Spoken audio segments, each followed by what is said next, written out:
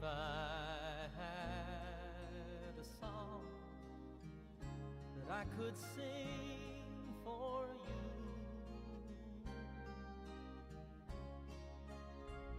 I'd sing a song to make you feel this way.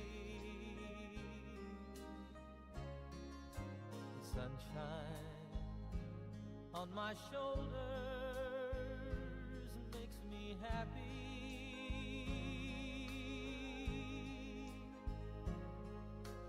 Sunshine in my eyes can make me cry.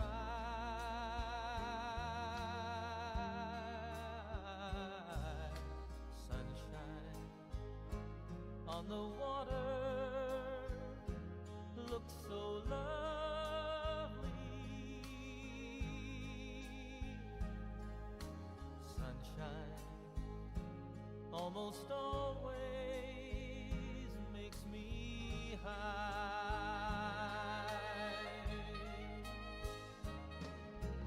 If I had a tale that I could tell you,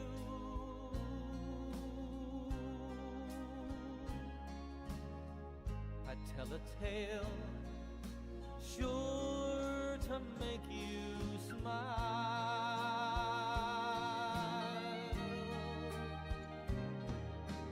If I had a wish that I could wish for you,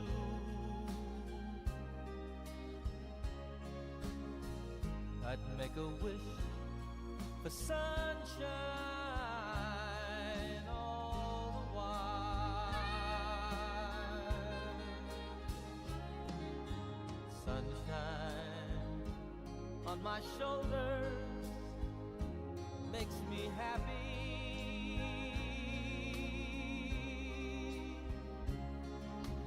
Sunshine in my eyes can make me cry.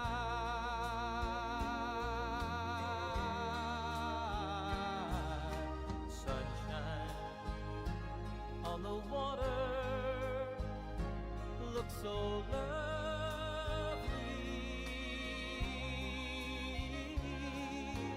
Sunshine almost always makes me high. Sunshine almost all the time makes me high.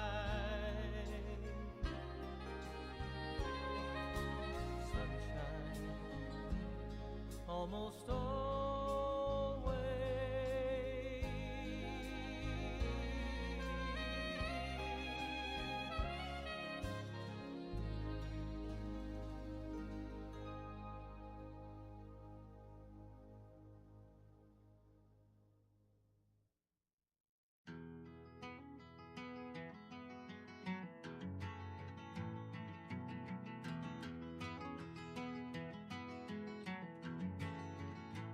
He was born in the summer of his 27th year, coming home to a place he'd never been before.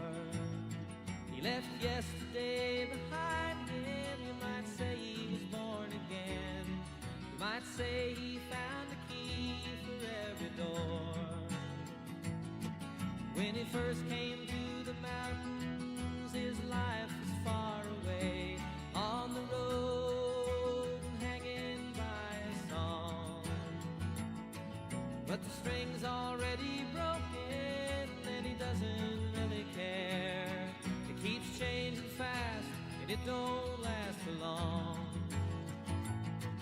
But the Colorado Rocky Mountain High, I've seen it rain and fire in the sky.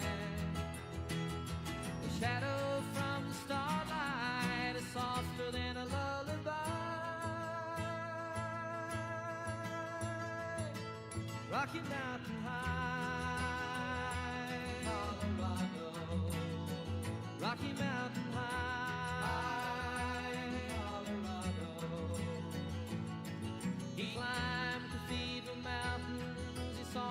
the clouds below. He saw everything as far as you can see. And they say that he got crazy once and he tried to touch the sun. And he lost a friend but kept a memory.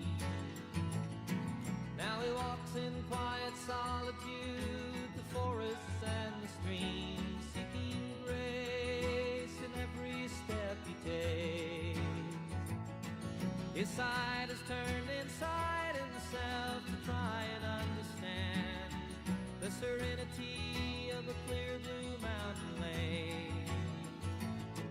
In the Colorado Rocky Mountain High, I've seen it rain and fire in the sky. Talk to God and listen to the casual reply. Rocky Mountain High, Colorado. Rocky Mountain High, Colorado. Now his life is full of wonder, but his heart still knows some fear of a simple thing he cannot comprehend. While they try to tear the mountains down to bring in a couple more people, more scars upon the land. In the Colorado Rocky Mountain High, I've seen it rain and fire in the sky. I know he'd be a poorer man if he never saw an eagle fly. Rocky Mountain High, Colorado Rocky Mountain High, I've seen it rain and fire in the sky. Friends around the campfire and everybody's high. Rocky Mountain High, Colorado. Rocky Mountain High, Rocky Mountain High, Rocky Mountain High, Rocky Mountain High, Rocky Mountain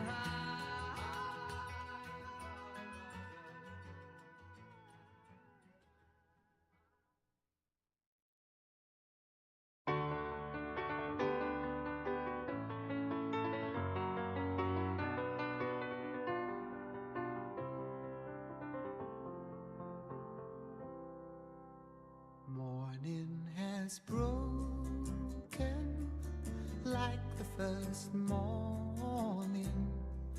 Blackbird has spoken like the first bird.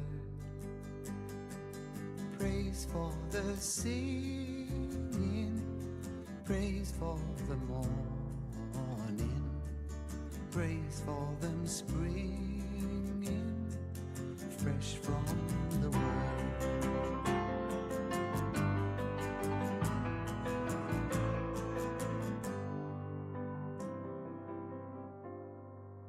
Sweet the rain's new fall, sunlit from heaven, like the first dew fall on the first grass.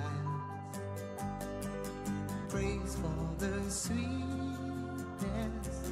of the red garden, sprung in completeness where his feet pass.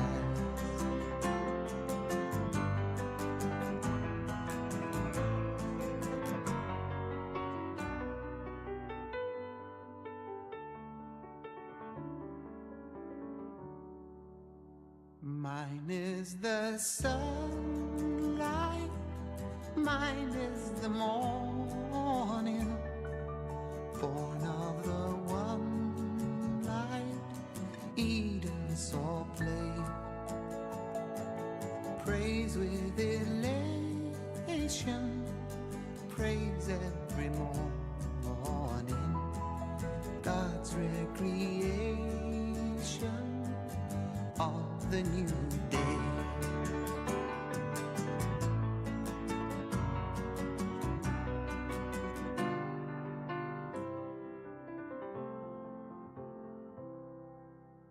Morning has broken like the first morning. Blackbird has spoken like the first bird. Praise for the singing, praise for the morning. Good morning, everybody. Good morning. Good morning. Thank you for joining us today. We'll be starting in about 5 minutes. If you need to happen to use the bathroom, it's just on to my left-hand side where Patrick is standing. There's one bathroom that's on the main level, and then there are more bathrooms that go down the stairs as well, too.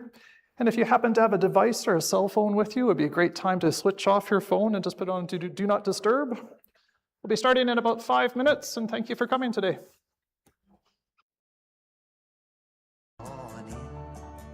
Praise for them springing fresh from the world.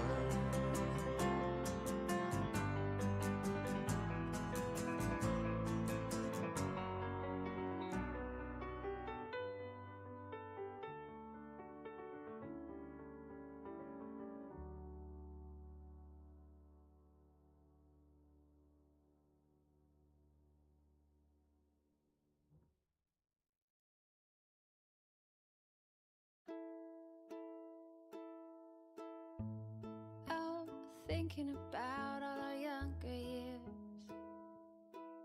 There was only you and me. We were young and wild and free. Now, nothing can take you away from me. We've been down that road before, but that's over now. You keep me coming back for more. Baby, you're all that I want. When you're lying here in my arms, I'm finding it hard to believe we're in heaven. Love is all that I need, and I found it there in your heart. It isn't too hard to see we're in heaven. Oh, once in your life you'll find someone who will turn your world around, bring you up when you're feeling down. Yeah, nothing could change what you mean to me. Oh, there's lots that I could say, but just hold me now, 'cause I love you light the way.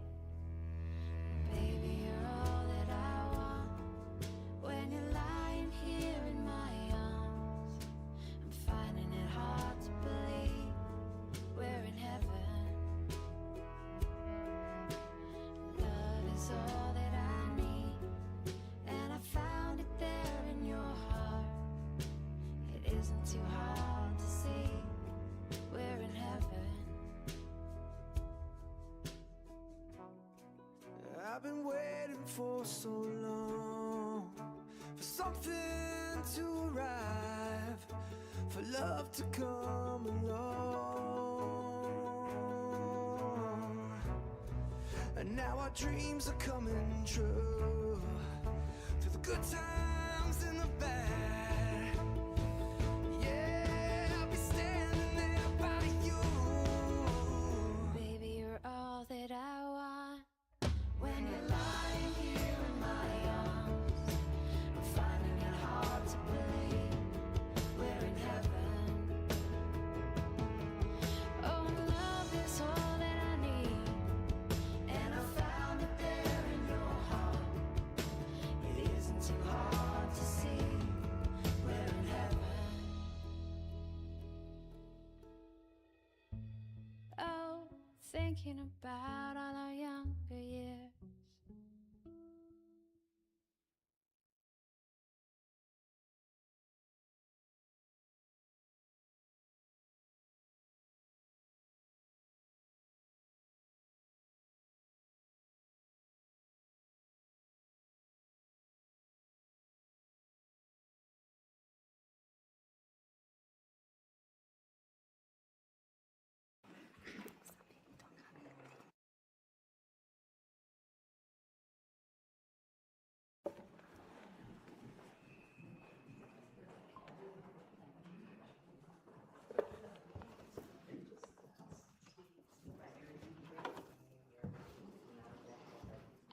Good morning, good morning, good morning.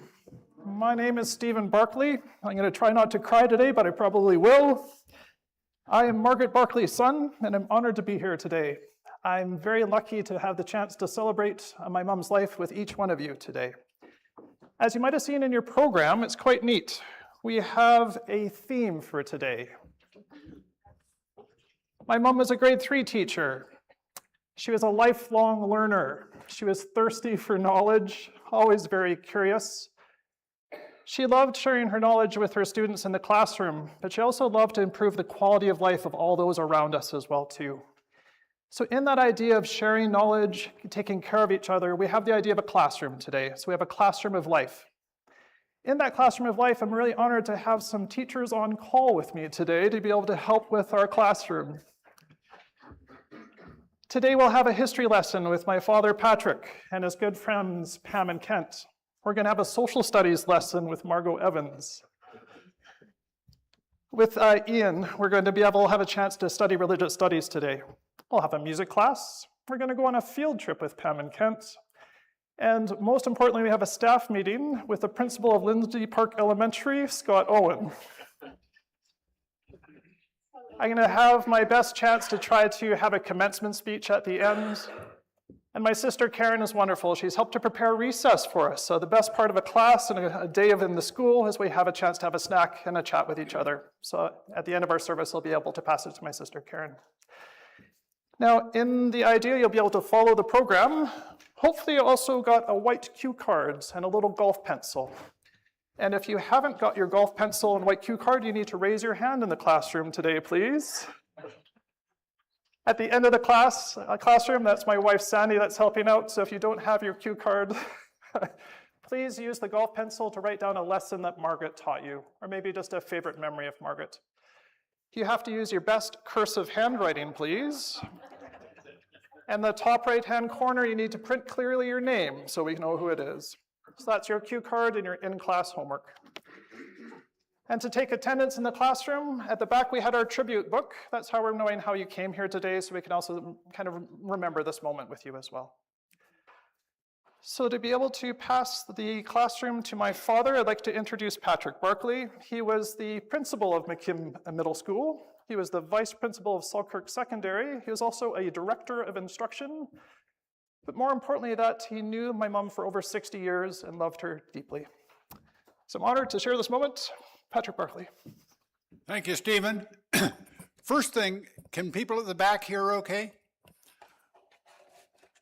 I have my cheat sheets here, so I have to be able to look down and hopefully you can hear what I'm presenting. So first of all, welcome everyone and thank you for joining us this morning as we're gathered to remember Margaret and celebrate her long and wonderful life. We have several friends here, and the reason we're stalling a little bit right now is that one of the people that has come or is here in town and is hopefully finding where we're hiding in the church here is a young lady. At least she was young when she first came to us. Her name is Catherine, and Catherine was Catherine Ornize when she came here, and she was the first Rotary Exchange student our family hosted. And we had 4 Rotary Exchange students over the years. And Catherine lives in Belgium. And she and her husband will be here sometime this morning. And it's amazing when you have an exchange student, it ends up, they become part of your family. So both my children have been to Belgium and met with her family there. Her daughters have come over and stayed with us for a short time as well. And it's just an amazing program. And hopefully, I know our Rotary Club is looking to try and get youth exchange back again, but we need some more younger members in the club. We don't want the youth exchange kids to have all grandparents when they come here, so. Ta-da! Hey! Hi, Mark. Hi, Catherine. We were just talking about you, so we're glad you're here. We also have a number of other people that have traveled a fair way to get here for this event today. And Pam and Kent, you'll be having them present a little later on. They go back a long time in Margaret and my family, and you'll hear more about that.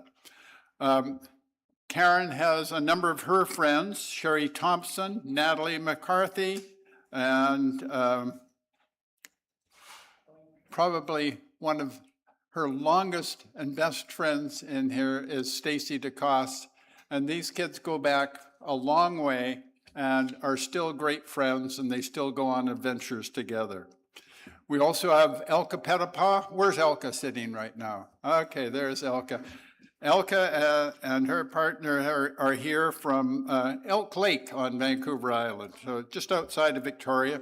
And Elaine Greenhalgh, who again is one of Karen's great friends, is also here, and she lives now in Tawasin. So great that they were able to get here.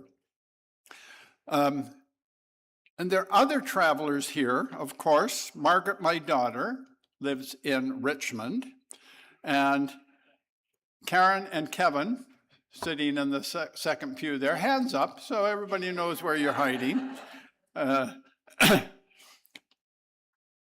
Sandy, where did Sandy end up? Is she still outside marshalling?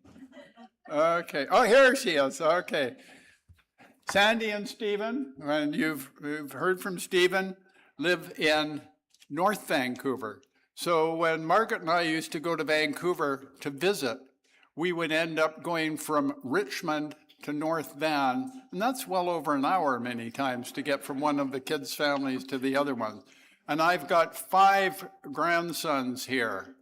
If anything, Margaret might have wished for would have been a granddaughter, but we ended up with 5 amazing grandsons, and we're very proud of all of them.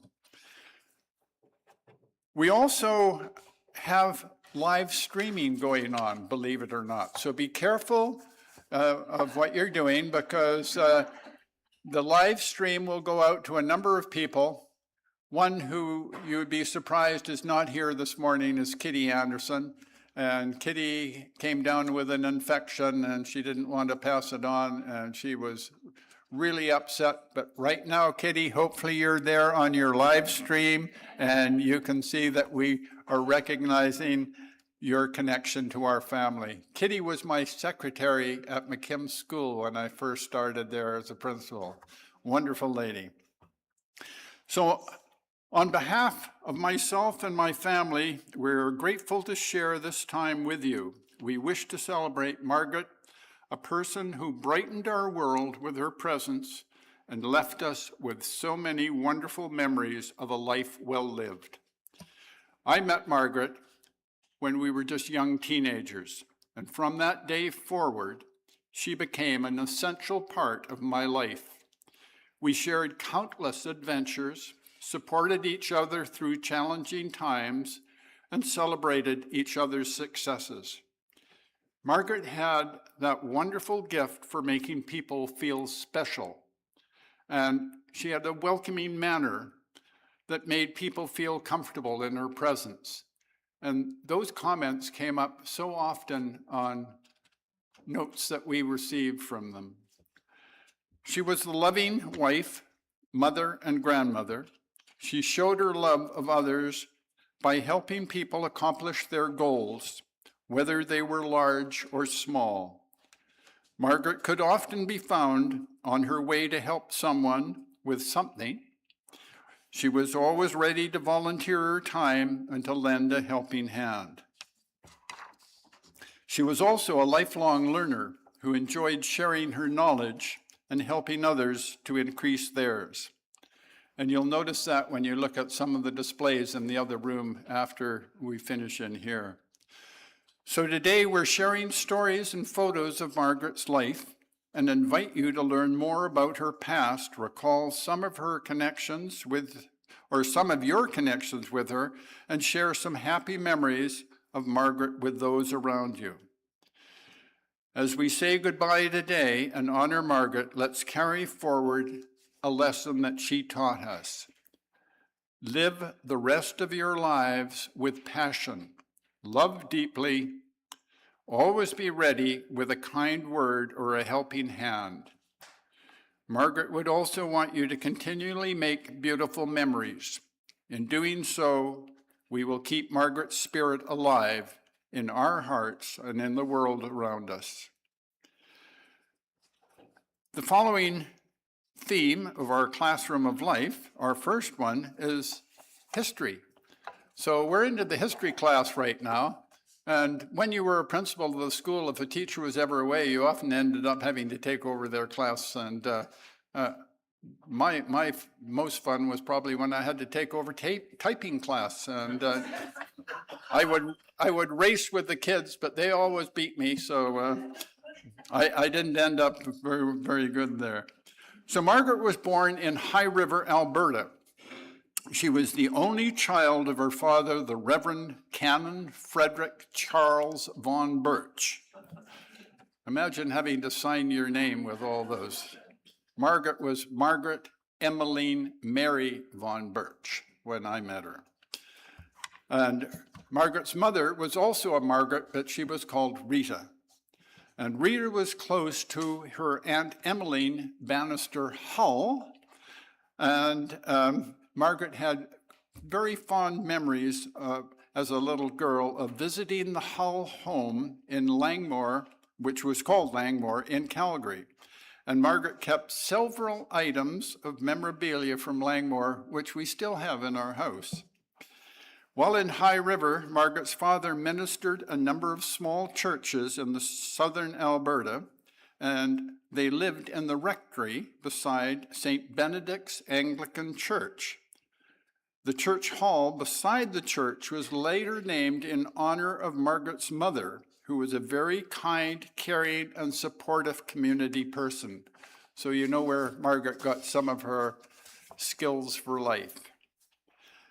I recall Margaret telling me how she could stand on a chair by the back door in the rectory, and through the little window, she could see her elementary school, which was right across the road, and she knew when it was time to run across the road to get to school on time.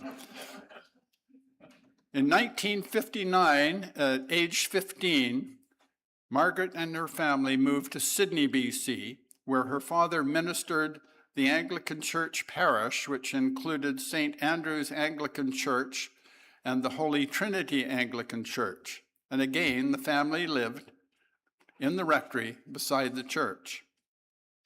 After 1 year of high school in Sydney, Margaret became a weekly boarder at Norfolk House Girls' School in Victoria.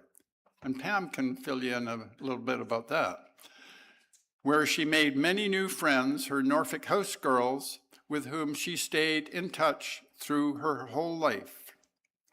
With our history class, we wish to welcome our first two teachers on call, which are Pam and Kent.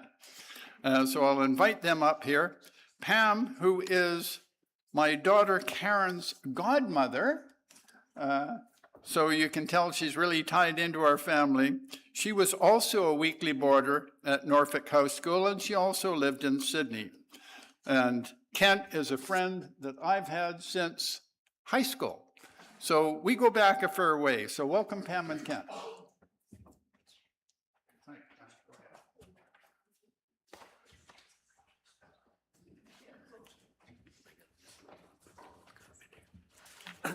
Well, we're delighted to be here to give you some ideas about our relationship with Margaret and Patrick and the family and the wonderful, wonderful person she was. Margaret and I met when we were in our teens. I was attending Holy Trinity Church in Pat Bay, just north of Victoria, where Margaret's father was the rector. And later she arrived in my class at Norfolk House School, the school for girls in Victoria. Margaret was a boarder, as I had been, but I wasn't when she came. I got to go every week, and I lived at home. Later, she arrived in my class. Margaret was a boarder, as I had been, and I already said that. The boarding house was an old house on St. Charles Street in Victoria, a few blocks from the school. It was the beginning of a long and close friendship. Our class at Norfolk had 24 students, and our connection led later to many class reunions. 2 years after high school, I remember Margaret and I arranging a double date to go to a Christmas dance at the Crystal Gardens in Victoria. I was in Edmonton at university at the time, and Pam wrote me and suggested the dance. I knew Margaret, but I didn't know who she was dating. And when I got in the car to go to the dance, it was Patrick, who I'd gone to Oak Bay with, and I was just delighted to know that we were going to spend the night together. We had a great time at the Crystal Gardens in Victoria. Yeah. Margaret was really good at suggesting outings.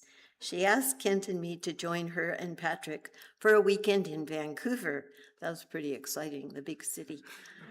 I stayed with Margaret in her residence at UBC, and Kent stayed with Patrick at his home.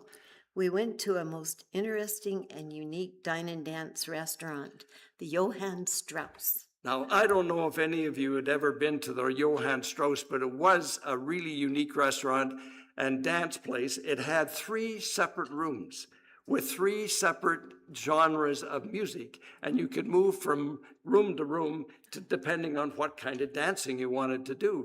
It was just a marvelous place, and we had a great time. It really was a wonderful evening. Now, Margaret and Patrick came to our wedding, but we didn't realize what devious plans Margaret had in mind. And some of you might have an idea of the kinds of plans she might have.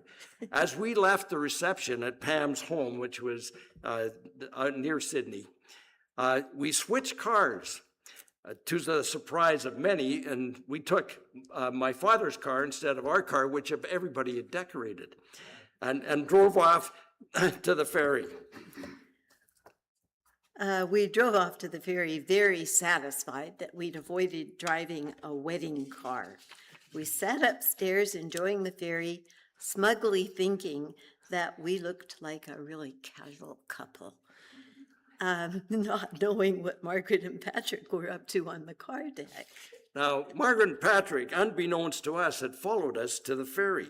And while we were enjoying the trip across the channel, they were busy down below. When we came down to the car deck, there were Margaret and Patrick, along with a lot of the other passengers, waiting to see the look on our faces when we saw our car. The car was completely decorated with streamers and had one of those large orange traffic cones right on the top of the roof. And the onlookers were, of course, very delighted. We set to work immediately, taking apart everything that we saw, and smugly got into the car to depart the ferry. Oh, but when we started the car, we realized, to the great delight of Margaret and Patrick, on all those around us, that they'd attached a huge number of cans underneath the car, and we drove off the ferry, creating a great clamor on the deck. When we attended their wonderful wedding, just a little over a year later, we noted how much care had been taken to avoid a repeat of those kinds of things. Margaret and Patrick spent New Year's Eve that year, the year before they were married, at our first home along with another couple for dinner, music, memories, and celebrating the wonderful events to occur the coming year. Margaret was instrumental in organizing class reunions for the Norfolk girls. On one weekend, a group of us returned to the boarding house, which was, at the time, being operated as a B&B. Great memories and good time catching up with our classmates. Pam has a great story to tell about shenanigans at the boarding house. The weekly boarders would often bring food back on Sunday night and arrange a clandestine party. On one occasion, someone brought a bag of oranges, mandarin oranges that were easy to peel.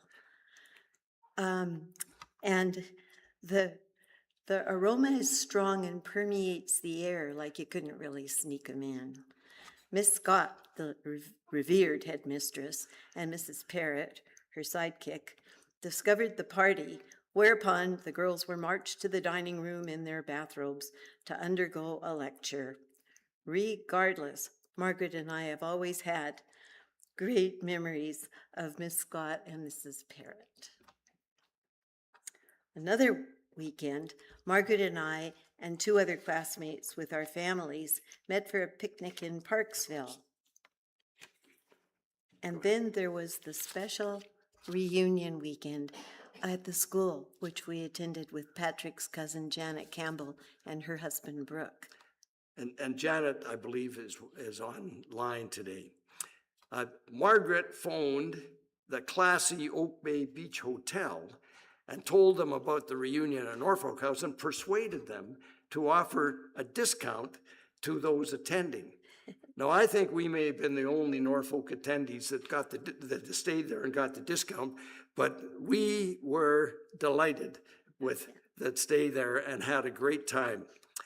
And speaking of reunions, it is doubtful in my mind whether Patrick and I would have attended the 40th anniversary of us graduating from Oak Bay if it hadn't been at the initiation of Margaret, who thought we should all go. We went and enjoyed the time and, of course, renewed old friendships that Patrick and I had in the school. In closing, we've always found Margaret to have an up personality, full of fun, always excited and interested in new activities and experiences.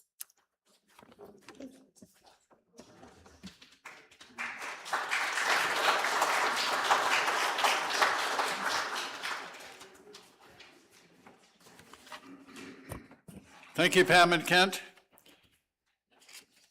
I can't believe how young we kind of looked in some of those pictures. So the next subject in our classroom of life is social studies.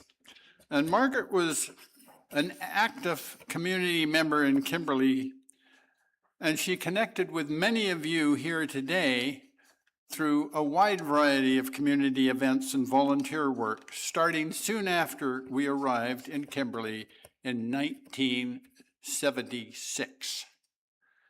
We came to Kimberley after 2 years in Kitimat, where we both taught, 7 years in Surrey, BC, and we came to Kimberley for a maximum of 2 years. We were just going to try it out. That is now 50 years ago. And I think we soon learned, like many of you have, that Kimberley is indeed the best small town in BC, especially to bring up a family. So we've totally enjoyed it here. I'm now very pleased to welcome Margot Evans. And Margot was a close friend of Margaret's and a sorority sister of Margaret's. And as it says on my script here, a fellow communitarian. I'm not sure what my son was filling me in on there. I think he was trying to stump me. Anyway, Margot is here to share with you Margaret's life in Beta Sigma Phi and some of her volunteer and service work. So Margot.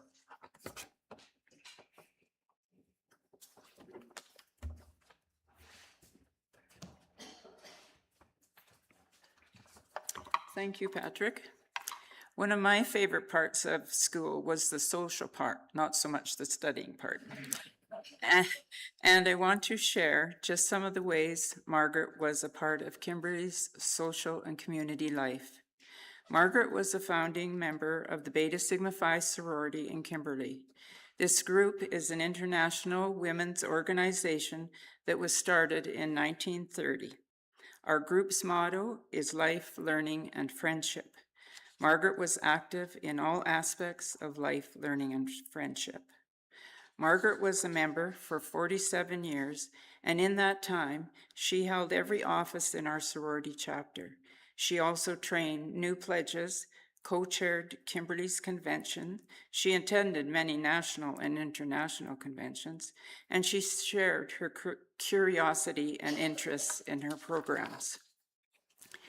Margaret received the Award of Distinction, which is for outstanding service in Beta Sigma Phi and the highest honor possible for an active member of the sorority. Margaret welcomed us into her home and hosted us with care and thoughtfulness. Her attention to detail meant that her hosting always included a beautifully set table with teacups arranged perfectly and all of her silver polished. I want to share a quote from Margaret that she presented at one of our sorority meetings about the importance of our work. We are proud of our accomplishments. Some of the highlights would include the sponsorship of the Women of the Year Awards, the Winterfest talent shows, Selkirk High School scholarships, donations to the Ambulance Society, Lions Club, Center 64, Cominco Gardens, Food Bank, school programs, Garden View Teas, and the Kimberley Hospital. It gives great satisfaction because we know that the harvest from our ventures goes back into improving our city. In Kimberley, Margaret again focused on life learning and friendship in her volunteering. We would need extra time to mention all of her volunteer roles, and before this class is out, I will mention just a few. Margaret volunteered with Brownies, North Star Figure Skating, the Festival of the Arts, the Taiwanese Lantern Festival, BC Senior Games, Canadian Association for Disabled Skiing, Red Cross, numerous Rotary events, including hosting 4 international Rotary students, and was a VIP host for the 2010 Olympic Winter Games. Oh, how Margaret loved the Olympics. In all of these roles, Margaret shared her love of Kimberley and British Columbia and hosted locals and visitors with the same care and thoughtfulness that she did when welcoming anyone into her own home. After retiring from teaching in 1999, she volunteered with Seniors Helping Seniors for over 20 years. She would spend hours driving older seniors to medical appointments and waiting with them. She delivered meals, Christmas parcels, special baking, and remembered their birthdays with a cake and a small gift, always making them feel special. Margaret recruited Patrick to become a driver and a handyman for the many seniors she supported. Margaret enjoyed learning from the seniors she helped and was able to share interesting stories that showed her curiosity of the world and her care for the people in it. As we remember Margaret today, I look forward to more social time after class, where we can share more of our wonderful memories. We will miss you, Margaret.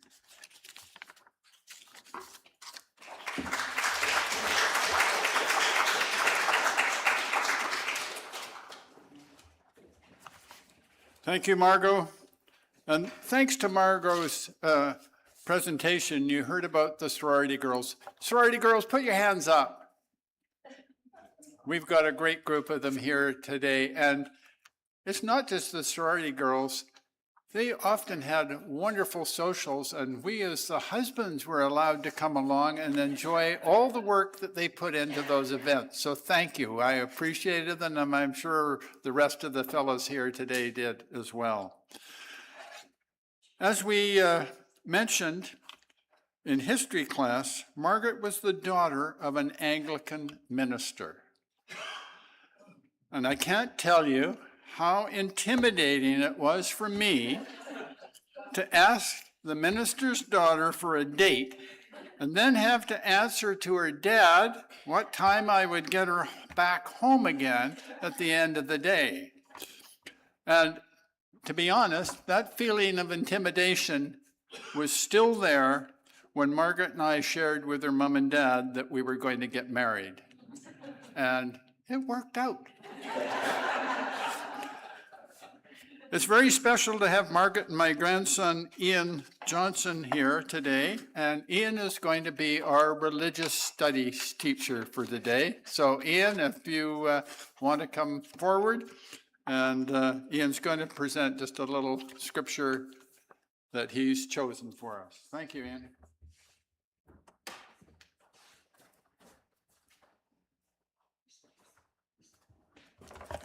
Hello. I'm going to drink some water first because my voice is a bit raspy.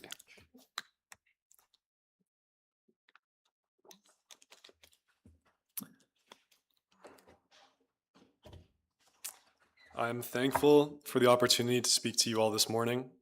I know all of you meant so much to my grandmother. It's truly an honor and a privilege. I'm also comforted knowing that Grandma today is at home in heaven with her Savior, Jesus Christ. This gift of eternal life in heaven is free to anyone who accepts Jesus' sacrifice as payment for their sins and commits their life to following him. Jesus summed up his commandments for all people, calling them to love God and love others. In preparation for this morning, I've been meditating and thinking back on all the ways that Grandma has demonstrated her love to me.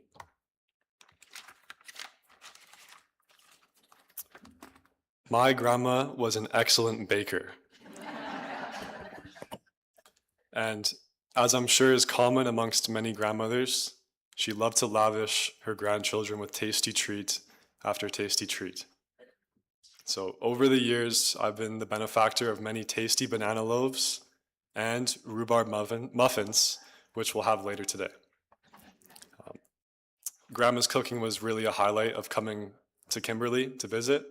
As shallow as that may sound, she was always quick to offer more food after lunch, snacks after dinner, and I loved every bit of it. Grandma also loved supporting her grandchildren in sports. I have lots of fond memories of hugging my grandma after hockey and soccer games. It didn't matter if my team won or lost, or if I felt I'd played a bad game. She was always there, just happy to see me out there. Grandma was a passionate fan and always in my corner. She also had a very polite way of poking fun at the other boys that I would play against. I remember playing some particularly physical hockey games, and in the car ride home, she would always say something along the lines of, "Those are some mean boys you were playing against. They really weren't behaving themselves." Or, "I don't know who taught them their manners, but they clearly didn't do a very good job." She always kept things light, she loved to laugh, and that's something that I'll really miss about her. Before I read a little bit of God's word, I invite you all into a silent prayer time where you can speak to God and give him thanks for the time that you've spent with my grandma.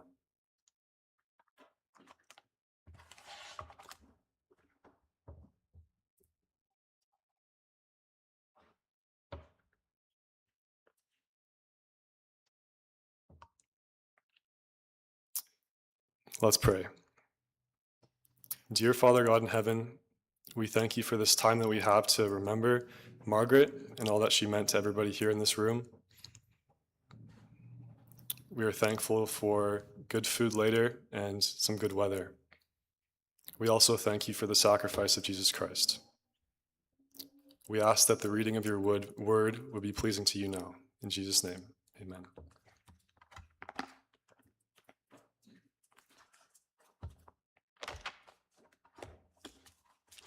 This is a reading from Psalm chapter 23. The Lord is my shepherd, I shall not want. He maketh me to lie down in green pastures. He leadeth me beside the still waters. He restoreth my soul. He leadeth me in the paths of righteousness for his name's sake. Yea, though I walk through the valley of the shadow of death, I will fear no evil. For thou art with me. Thy rod and thy staff, they comfort me. Thou preparest a table before me in the presence of mine enemies. Thou anointest my head with oil, my cup runneth over. Surely goodness and mercy shall follow me all the days of my life, and I will dwell in the house of the Lord forever. Psalm 23. Thank you.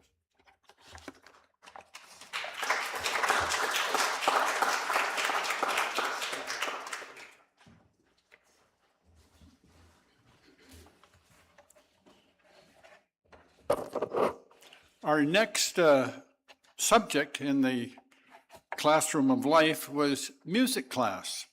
And we were hoping that our music teacher today would be Stacy DeCoste, but unfortunately, Stacy's singing voice is not recovered from all those end-of-year school events. If you don't know Stacy, she's the principal of Marysville Elementary School, and end of year is always a hectic time. So instead of a song from Stacy, please enjoy the wonderful world that Margaret shared with us from a recording, along with a slideshow.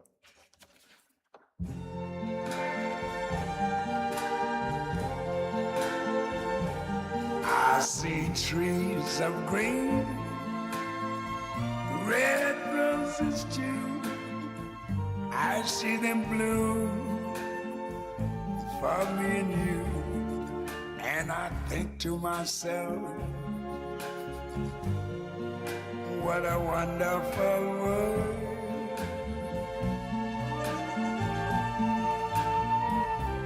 I see skies of blue and clouds of white, the bright blessed day, the dark sacred night. And I think to myself, what a wonderful world.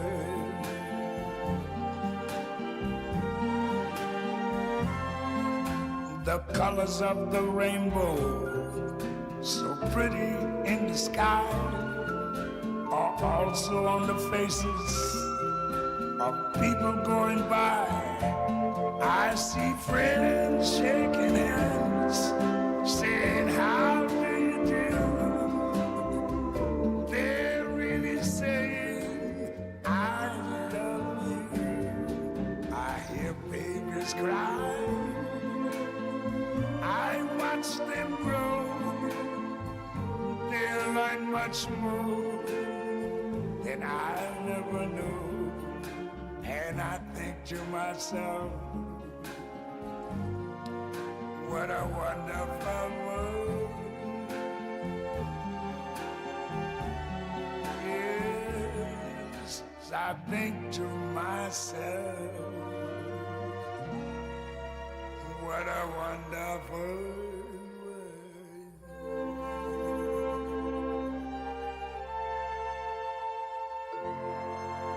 Oh, yeah.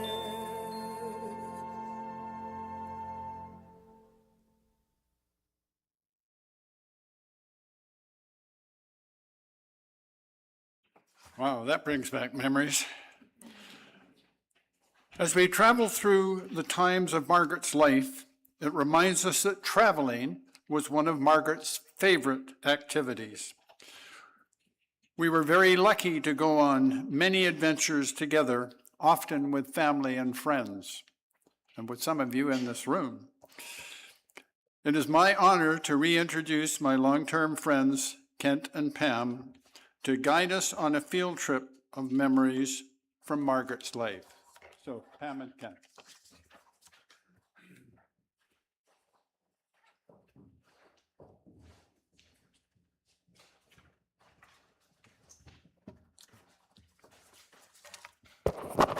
The memories are many and wonderful, and we'll only share just a few because we only have a little time.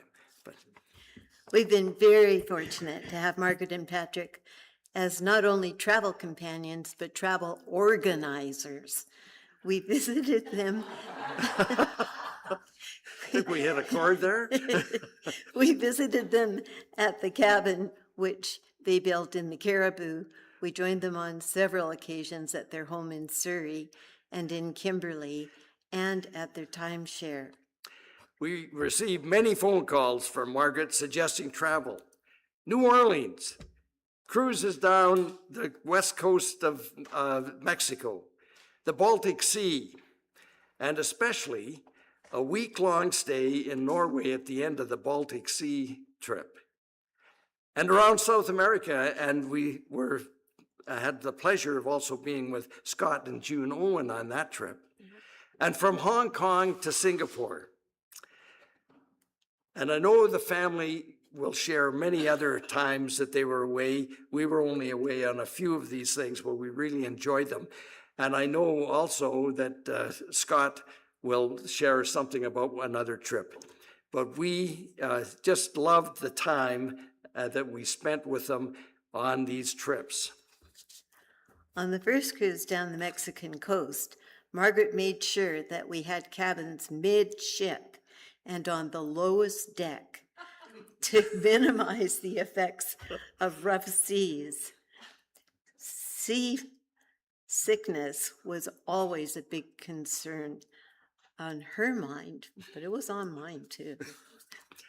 So on our route back from Mexico to California on this trip, the seas were a little rougher. Yeah. And then the captain announced that we were turning sharply out to sea to aid, if necessary, a small boat. Where are you? Right here. Oh, thank you. As the ship turned, it listed significantly, and Margaret said to me, "We'd better go to the other side of the ship to help offset the list." She really did. The two of us really made a difference. As it turned out, the two men in the small boat definitely did not want our help. We had an idea that they were smugglers. Except for the first two cruises, we arranged to sit at dinner tables with other guests. And in travel, you learn about lots of places, but you also interact with all kinds of people, and you learn lots about these other people. Yeah. On our Hong Kong to Singapore cruise, we met a couple from Australia who correspond with us at least annually and arrange visits in Canada with Margaret and Patrick and with us to stay in Vancouver. And on our Baltic trip, that was where we had a fixed dinner table. We sat with two couples from Texas. It was very clear. This was 2007. I mean, you might think of the timing of that. It was at the beginning of, there was going to be a U.S. election that year. It was clear that one of the couples did not know each other, the other two. One was clearly a Republican, and the other was clearly a Democrat. The dinner conversation reflected. One December, Margaret and Patrick called to say that they were at a fundraising party in Kimberley, where a neighbor was offering 1 week in an Italian villa, and would we like to join them? The call went to our message machine because we weren't home at the time. When we called them back, they'd already left the party, but they said they were going to return to the party, and when they did, apparently the week had already been taken, but the owner of the villa offered another week, which we quickly agreed to. About a week later, Margaret called us again. She was excited with a new idea. She always had new ideas. And you can just think, she had an idea. She said, we can't just go to Italy. We should take a cruise before we go to Italy. Then we should go and stay in Rome for a few days. That trip started with a visit to Prague, then to Budapest, a cruise down the Danube to Bucharest, a day trip to Transylvania. We even went to the scary castle. And then flew to Rome for 3 days of great exploring in Rome. Margaret's curiosity took her and Patrick all over the world, and we were very, very fortunate to often be included in some of these adventures. So we have 60 years, more than 60 years of great, wonderful memories of Margaret, and they will last forever.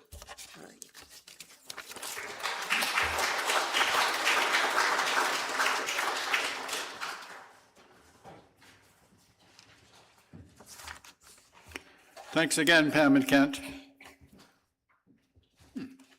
I wonder what went bouncing down there. Now it's time for a staff meeting. And we have the perfect staff member or principal to run our staff meeting, and that's Scott Owen, who was the principal of Lindsay Park Elementary when Margaret taught there. Scott and his wife June are both being long-term friends of Margaret and mine, so I welcome Scott and June Owen.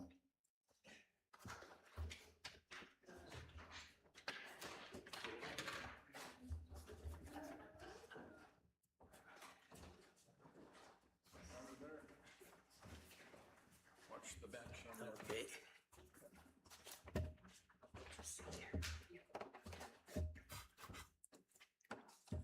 Now, is this working?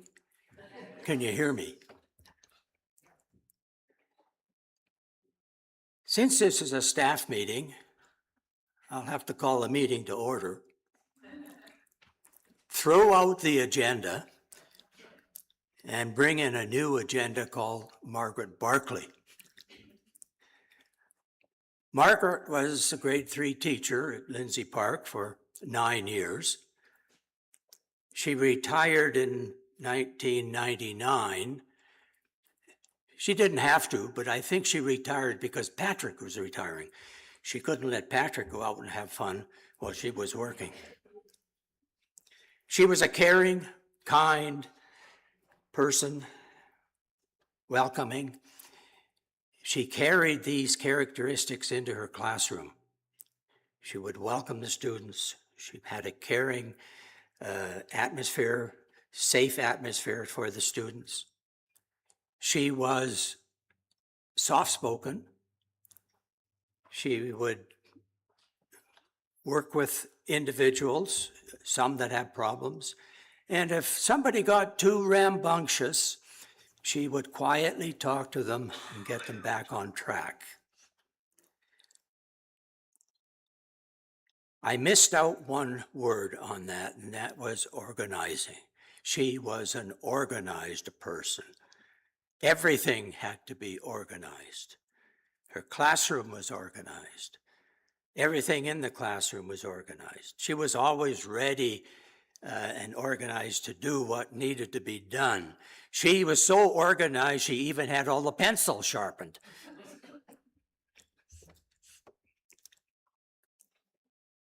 She was also, would work with other people, work within the school. She would help out such things as Christmas concerts, sports days. Now, I did miss something. When I was talking to Stephen a few weeks back, he thought his mother was always late. She would drop him at the Selkirk steps, and then she would drive up, he said, zoom up the road, and he figured she was late, but I can tell Stephen that Margaret was never late for school. She was always there on time, ready to do what needed to be done. I think sometimes if she had everything done, she could sit down for a cup of tea before the classes. One of the activities in teaching is often field trips, and I know Margaret took a few. There was one time she took her class and they walked down to the Platzl. And I thought maybe they were going for ice cream, but no, they went to the library. Margaret was strong on reading. She worked with the students on reading, liked to see them read, and she would encourage them to keep a book in their desk that when they were finished everything, take out the book and read. Yeah, I guess you could say she had them hooked on books. Another activity, it was actually a yearly activity, was the trip to Fort Steele. She would take her class and she would encourage them to dress in the style of the late 1800s. Now, grade threes wouldn't know what that was, so she would have to explain it, and I'm sure she must have sent a note home to the parents so they could help the students get dressed or ready for that trip.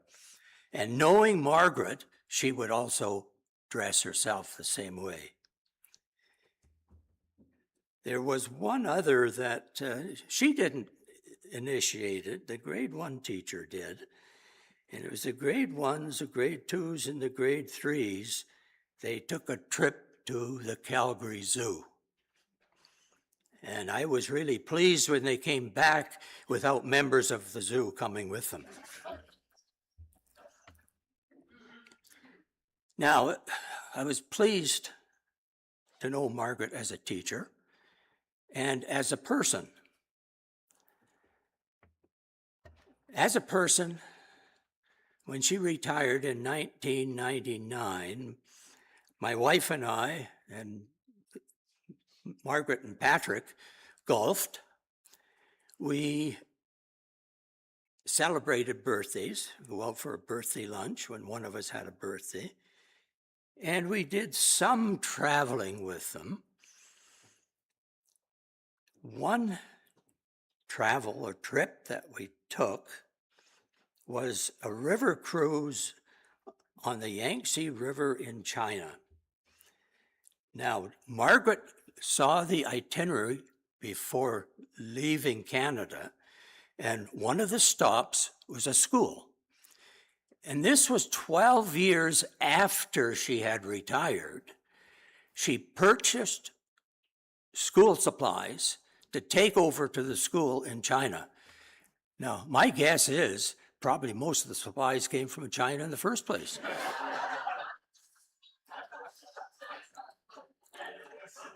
But she was prepared to give out the supplies. But she wouldn't have enough with her to cover the whole school. And knowing Margaret, she wouldn't start giving these things out and then run out and have disappointed children.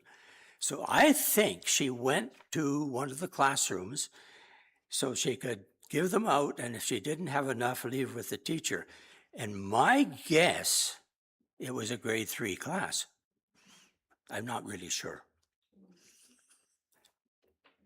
You couldn't take the teacher out of Margaret. 12 years after retiring, she still continued that.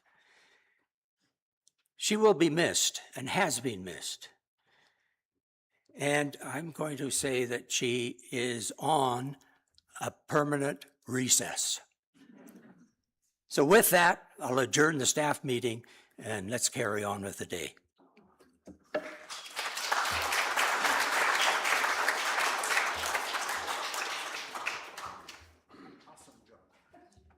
Well done, Scott. Thank you.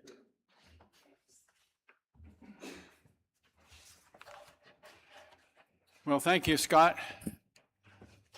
I don't know where his notes were. Well, wouldn't it be wonderful to be able to do that all the time? Wow. Whew.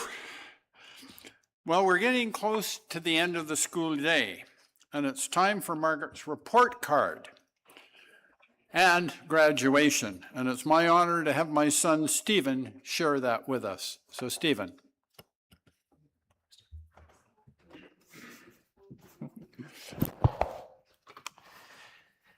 Thank you for your wonderful attention so far. You're doing great.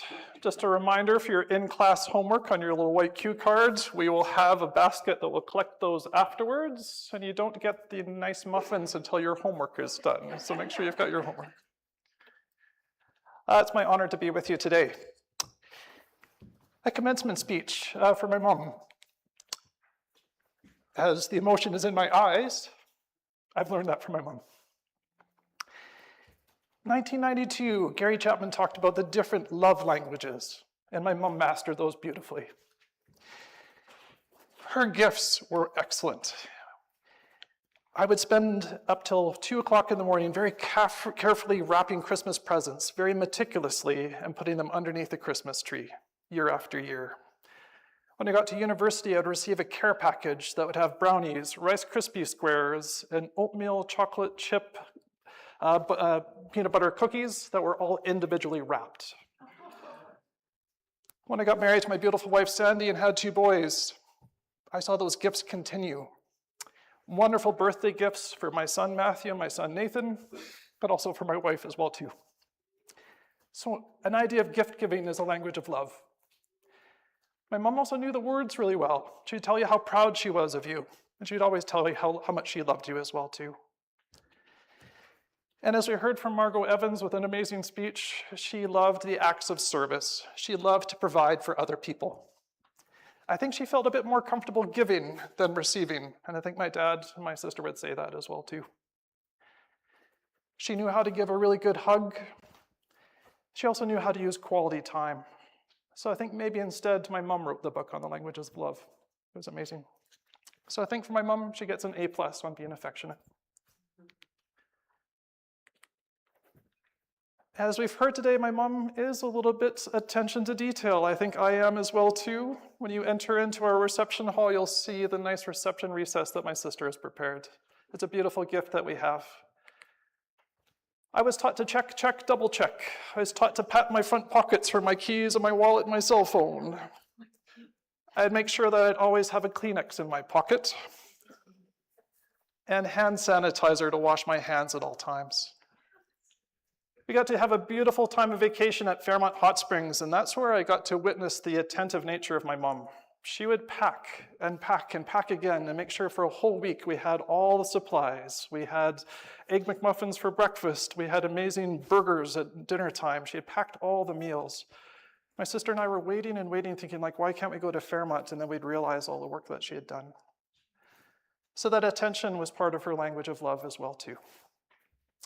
And when she was learning to be able to go travel with Pam and Kent, I think you saw that organization as well.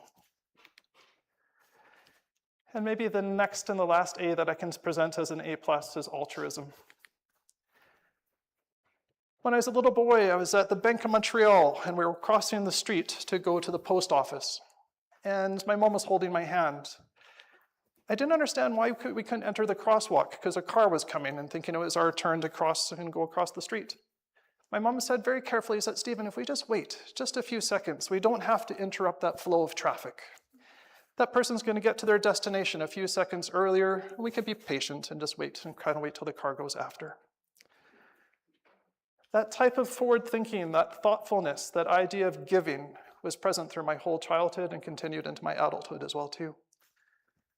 That idea of being thoughtful and considerate, using languages of love, and using that attention detail that she had created a beautiful way to all get straight A's. So on Margaret's report card, we could say she was thoughtful, and she's organized and considerate. She worked well with others, and she was a joy to have in the classroom for 81 years. So for my commencement, we have a certificate of graduation for Margaret. She lived a beautiful life, learning how to be affectionate, how to be altruistic, and also to have that ability to have attention to detail, to care deeply for others, and to provide for their quality of life. My honor to be with you today. We get to have a little bit more music before my sister gets to introduce us to recess. And before I have the chance to say, if you knew Margaret and you were on the phone with Margaret, I almost forgot. The idea of being kind of thoughtful and considerate is that at the end of that conversation, Margaret would say, I better let you go. And it was really funny because we'd only been talking for a few minutes, and my mom was already saying, better let you go. That's the idea of that consideration that she had. And as I say goodbye to my mom, I'll say, better let you go.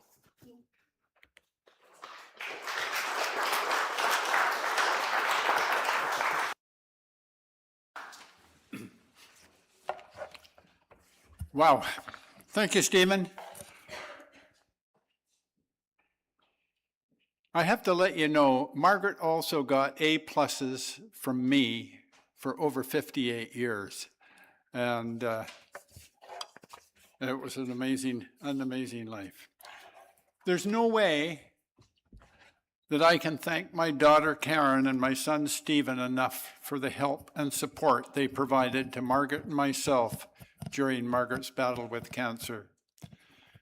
As a family, we learned so much from Margaret, and I'm sure many of the lessons we learned have been passed on to our amazing 5 grandsons. Margaret, for so many of us, was the wind beneath our wings. So please enjoy Wind Beneath My Wings and accompanying slideshow.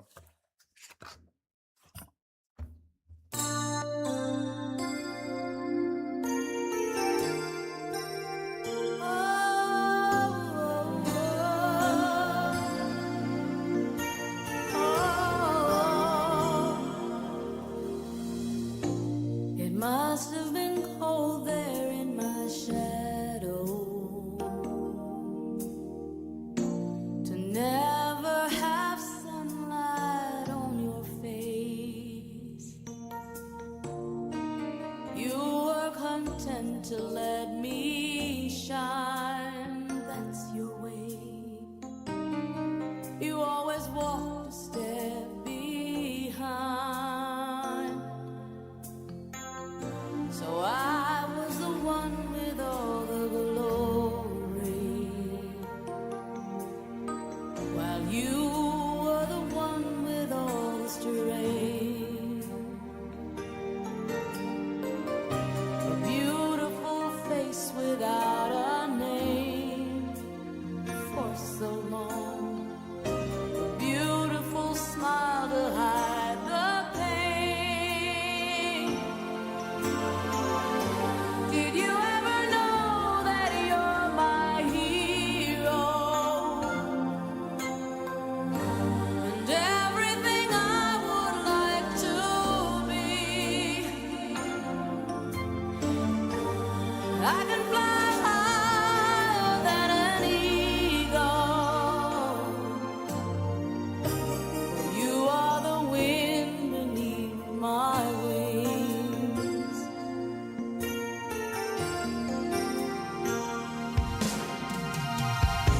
It might have appeared to go unnoticed, but I've got it all here in my heart.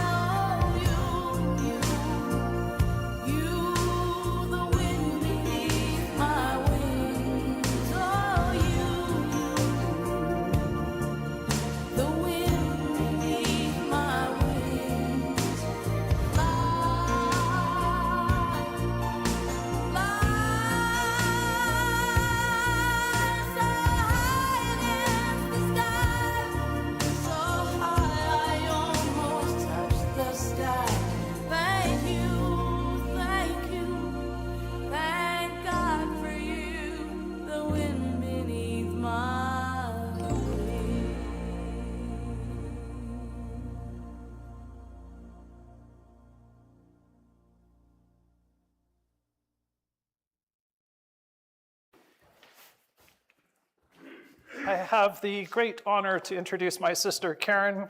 The adventure that we had, the classroom today, this was a joint venture, and I'm very honored to be able to share this with you, Karen. Thanks, Steve.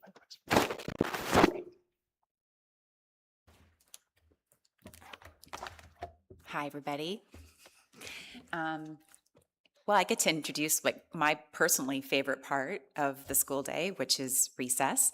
And you heard from Ian earlier about Mom's baking, and I think a lot of you were lucky over the years to get something that Margaret cooked.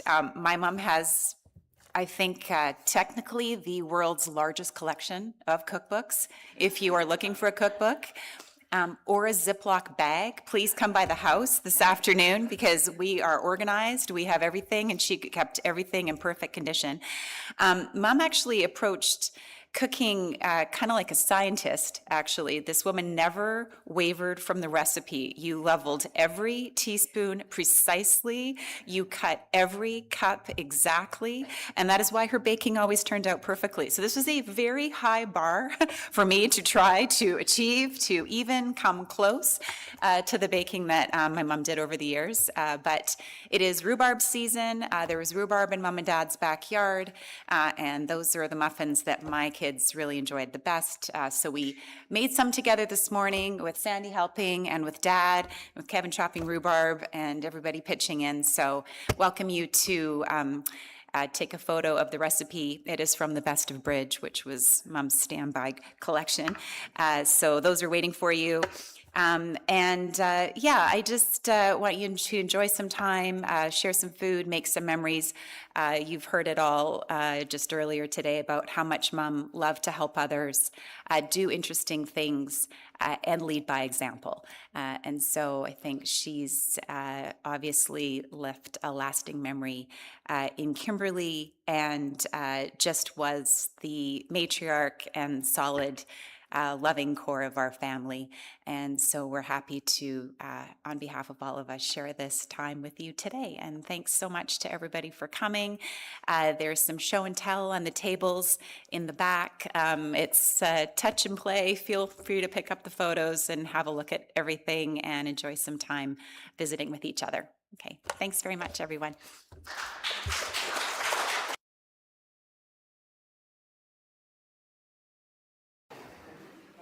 As you can see, all the family members that are making their way to recess, you'll have a little place where we have a basket to collect your homework if you've got it done. You still get your muffins even if you didn't get it done. Please feel free to join us into the reception hall. Thank you very much for everybody coming. It was an honor to be with you today. Hope we can have a chat as well too. Make your way to the reception hall. Thank you. Wow.